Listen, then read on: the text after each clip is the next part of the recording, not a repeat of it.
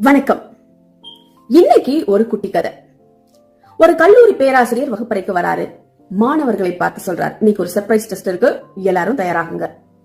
மாணவர்கள் ஒரே குழப்பத்தோட பதட்டத்தோட தயாராகிறாங்க. வினாத்தாள்கள் கொடுக்கப்படுது. வழக்கம் போல வினாத்தாள் தலைகீழாக திருப்பி இருக்கு.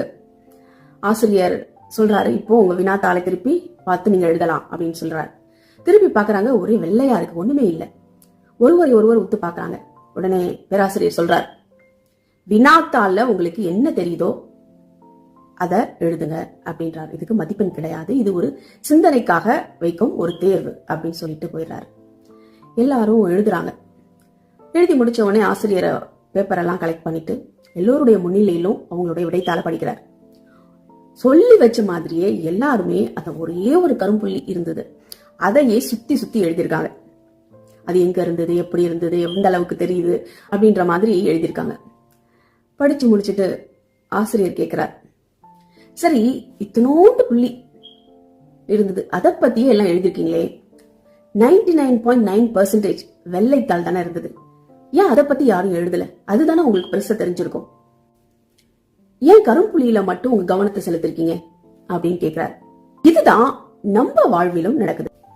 நமக்கு ரசிக்கவும் அனுபவிக்கவும் வெள்ளைத்தாள் போன்ற ஒரு வாழ்க்கை நமக்கு வழங்கப்பட்டுள்ளது. ஆனா நம்ம எப்போதுமே அந்த கரும்புள்ளியின் மீது தான் கவனத்தை செலுத்துறோம். நம்ம வாழ்க்கை என்பது கடவுளால் நாம் அன்புடனும் அக்கறையுடனும் வாழ்வதற்காக வழங்கப்பட்ட ஒரு மிகப்பெரிய பரிசு. ஒவ்வொரு நாளும் நம்ம வாழ்க்கைய புதுப்பிக்கும் இயற்கை, நம்மை சுற்றியுள்ள நண்பர்கள், உறவினர்கள், நம் வாழ்வாதாரத்தை கொடுக்கும் வேலை, நாம் காணும் அதிசயங்கள் என நம்ம வாழ்க்கையை கொண்டாடுவதற்கு பல காரணங்கள் இருக்கு. இருப்பினும் நம்ம கரும்புள்ளியின் மீது தான் கவனத்தை செலுத்த துடிக்கிறோம். நம்மை தொந்தரவு செய்யும் உடல்நல குறைபாடு, பண பிரச்சனை, குடும்ப உறவுகளுக்கிடையே ஏற்படும் சிக்கல், நண்பனுடைய ஏமாற்றம், இப்படி இதுலதான் நம்ம கவனத்தை செலுத்துறோம்.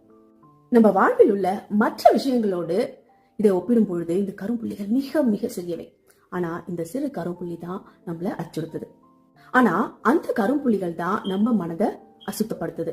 எனவே கரும்புள்ளியிலிருந்து நம்மளுடைய பார்வையை விலக்கி வைங்க.